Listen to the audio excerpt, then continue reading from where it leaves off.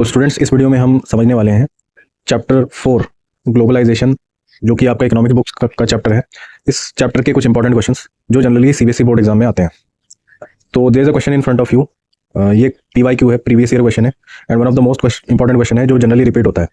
Analyse the role of liberalisation in globalisation. Liberalisation यानी उदारीकरण का ग्लोबलाइजेशन मतलब वैश्वीकरण में क्या योगदान है, क्या रोल है।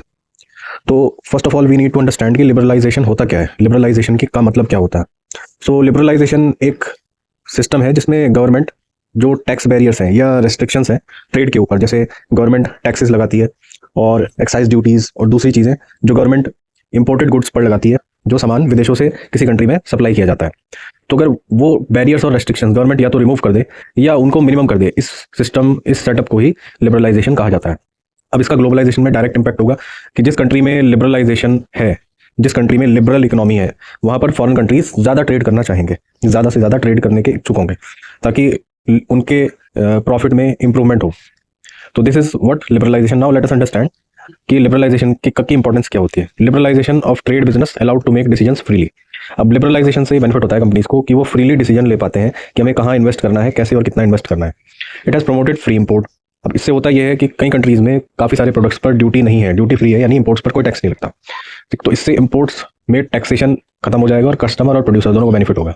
It has promoted free export, free import. अब इंडिया में 1991 में गवर्नमेंट ऑफ इंडिया ने बहुत सारे चेंजेस किए जिसमें लिबरलाइजेशन और ग्लोबलाइजेशन इंडिया में इंट्रोड्यूस हुआ और फॉरेन कंपनीज का इंडिया में आना स्टार्ट हो गया। फॉरेन कंपनीज अपनी फैक्ट्रीज सेटअप कर सकते हैं इजीली, क्योंकि किसी भी कंट्री में बिजनेस करना उनके लिए इजी हो जाता है। Foreign investment are encouraged. विदेशी जो निवेश है वो कंट्री में बढ़ता है, उसको बढ़ावा मिलता है। Enable the use of latest technology. अब क्योंकि टैक्सेस और बैरियर्स कम हो जाते हैं तो किसी भी टेक्नोलॉजी को कंट्री में इंट्रोड्यूस करना ईजी हो जाता है, क्योंकि उस पर आपको बहुत ज़्यादा एक्सेसिव अमाउंट ऑफ मनी खर्च नहीं करना पड़ेगा। Local companies can works as an MNCs. अब जो लोकल कंपनीज हैं, जो किसी कंट्री की अपनी कंपनीज हैं, वो कंपनीज दूसरे कंट्रीज में जहाँ टैक्स बैरियर्स कम होते हैं वहाँ इजीली इन्वेस्ट करके अपनी फैक्ट्रीज को सेटअप कर सकते हैं। Production of services can be spread easily. अब इसका एक और बेनिफिट होता है कि जो हम सर्विसेज प्रोवाइड करते हैं अपने गुड्स से रिगार्डिंग, उन सर्विसेज तक पहुंचना आसान हो जाता है, उन सर्विसेज तक एक्सेस ईजी हो जाती है। Foreign trade can be integrated. विदेशों के साथ व्यापार जुड़ता है, यानी हम ग्लोबलाइज्ड हो जाते हैं। It strength the production and market. इससे उत्पाद और बाजार में होने वाले हमारे गुड्स की सेलिंग में बढ़ावा होता है और उसको एक शक्ति मिलती है कि हाँ, अब एक अच्छे मजबूत प्लेटफॉर्म से हम अपना ट्रेड कर सकते हैं easily. So that's all about what is the role of liberalisation in globalisation.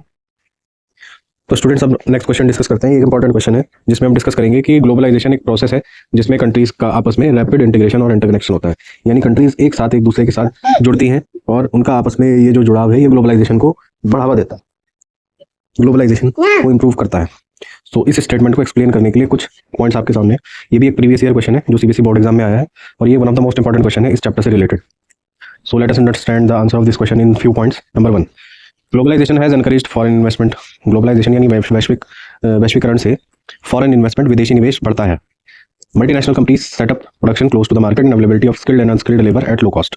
Multinational companies जो अपने फैक्ट्री सेटअप करते हैं अलग अलग कंट्रीज में, तो उनको एक क्लोज मार्केट मिल जाता है, यानी जिस कंट्री में उनका मार्केट है वो वहीं पर फैक्ट्री सेटअप करेंगे और वहाँ पर उनको लेबर्स में मिल जाएंगे, स्किल्ड और अनस्किल्ड जैसी उनकी रिक्वायरमेंट है। इससे कॉस्ट जो प्रोडक्शन में लगती है उसमें रिडक्शन हो जाता है। Multinational companies will choose countries which have policies which enable easy operations. अब मल्टीनेशनल कंपनीज जनरली उन कंट्रीज में जाती हैं जिन कंट्रीज में लिबरल सिस्टम होता है, जिसको हमने लास्ट क्वेश्चन में डिस्कस किया, और वहाँ पर पॉलिसीज ऐसी है कि इन्वेस्टमेंट करना ईजी है। सो ग्लोबलाइजेशन के लिए लिबरलाइजेशन भी एक इंपॉर्टेंट पार्ट है। Multinational companies set up production jointly with local companies.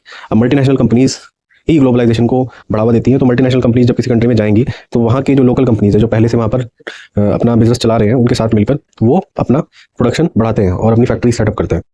There is better exchange of technology. अब सबसे बड़ा फायदा जो है ग्लोबलाइजेशन का वो ये होता है कि आपको किसी पर्टिकुलर कंट्री की बेहतर टेक्नोलॉजी अपने कंट्री में देखने को मिलती है। जैसे हम इंडिया में इलेक्ट्रॉनिक सेक्टर की बात करें तो इलेक्ट्रॉनिक सेक्टर में मोस्टली जो फॉरेन कंपनीज हैं उनका दबदबा है। उसका ये रीजन है कि वहाँ पर टेक्नोलॉजी बेटर है, तो इंडिया में टेक्नोलॉजी बेस्ट कंज्यूमर्स को मिल पाती है। Globalisation has increase the interdependence between countries. तो ग्लोबलाइजेशन का एक इम्पैक्ट ये भी हुआ है कि ग्लोबलाइजेशन से कंट्रीज की एक दूसरे के प्रति निर्भरता बढ़ी है और ये बेहतर हुआ है, जिससे कंज्यूमर और जो हमारे प्रोडक्शन यूनिट्स हैं उनको दोनों को फायदा हो रहा है। Consumers have more access to global products. किसी भी कंट्री में आप हो तो आपको दूसरे किसी भी कंट्री का जो गुड प्रोडक्ट है, जो बेस्ट क्वालिटी प्रोडक्ट है, वो अपनी ही एरिया में अवेलेबल हो जाता है। ये सबसे बड़ा बेनिफिट है जो कंज्यूमर्स एंजॉय करते हैं due to globalisation. Globalisation helps the integration of market of the countries. Globalisation से दुनिया भर के मार्केट आपस में जुड़े रहते हैं। It makes countries culturally rich. इससे अलग अलग कंट्रीज़ का जो कल्चर है, जो संस्कृति है, उसके रिलेशन बढ़ते हैं, उसके आदान प्रदान में हेल्प मिलती है, आपको समझ आता है कि दूसरी कंट्रीज़ का कल्चर कैसा है। इसके अलावा 2 और पॉइंट्स हैं। Sharing technology between countries benefited human beings. आपस में एक दूसरे के साथ टेक्नोलॉजी शेयर करने से इंसानियत की भलाई होती है, आपको एक बेहतर विकल्प मिल जाता है अपनी ह्यूमन सोसाइटी को डेवलप करने का। ये एग्जांपल्स हैं जैसे कारगिल फूड्स, रिलायंस इंडस्ट्रीज और दूसरी एमएनसीज, जो प्राइम एग्जांपल्स हैं उन इंडस्ट्रीज का जिन्होंने विदेशों के साथ व्यापार को जोड़ा है, इंटीग्रेट किया और ग्लोबलाइजेशन का फायदा मिला। अब नेक्स्ट क्वेश्चन हम डिस्कस करते हैं कि और इंपॉर्टेंट क्वेश्चन जो इस चैप्टर से बोर्ड एग्जाम में आ सकता है 3 to 5 मार्क्स में, कि improvement in technology has stimulated the globalisation process, explain the statement with example. तकनीक या टेक्नोलॉजी में इंप्रूवमेंट से ग्लोबलाइजेशन पर क्या इंपैक्ट होता है, ग्लोबलाइजेशन को कैसे बढ़ावा मिलता है।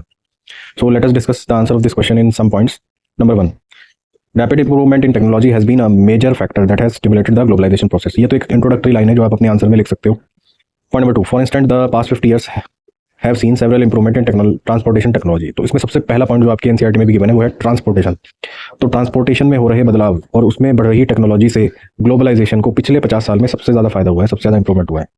अब आपको किसी एक प्रोडक्ट को किसी दूसरे कंट्री में ले जाने के लिए महीनों और हफ्तों का इंतजार नहीं करना पड़ता, वो कुछ समय में ही आपके ही अपने मार्केट में अवेलेबल हो जाता है। This is because of rapid improvement in technology. Next point number 3, this has made much faster delivery of goods across long distances possible at lower cost. अब इसका एक और फायदा है कि बहुत लंबी दूरी तक आप अपने गुड्स को ट्रांसफर कर सकते हैं और घर बैठे आप कुछ भी ऑर्डर करके अपने घर पर मंगवा सकते हैं, चाहे वो प्रोडक्ट अमेरिका या रशिया में भी अवेलेबल हो। Even more remarkable have been the development in information and communication technology. In recent times, technology in the area of telecommunication, computer, internet has been changing rapidly. अब जो अगला point आपकी NCERT में given है जो आपको इसमें ऐड करना है वो है rapid improvement in computer, internet and satellites. तो कंप्यूटर इंटरनेट के आने के बाद अब तो ये सिस्टम है कि आप किसी कंट्री में एक पर्टिकुलर मशीन को दूसरे कंट्री से भी ऑपरेट कर सकते हैं और हम अपनी टेक्नोलॉजी को दूसरे कंट्रीज तक very easily without any transport भी पहुंचा सकते हैं। Telecommunication facilities, telegraph, telephone including mobile phones used to contact one another around the world. Phone और टेलीकम्युनिकेशन की हेल्प से हम एक से दूसरे कंट्री को जोड़ सकते हैं आपस में। Last point, the rush of new ideas and his intelligence, easy adoption of them suggest that reading catalysis cognitive growth and encourages new perspective and insight. इसका मीनिंग ये हुआ कि अब हम नए नए आइडियाज से, नई नई टेक्नोलॉजी से आपस में एक दूसरे के साथ कनेक्ट होते हैं और इसका इजीली एडॉप्शन होना स्टार्ट हो गया, यानी हर कंट्री अब न्यू टेक्नोलॉजीज को अपना रहा है और उसका एक हिस्सा बनता जा रहा है।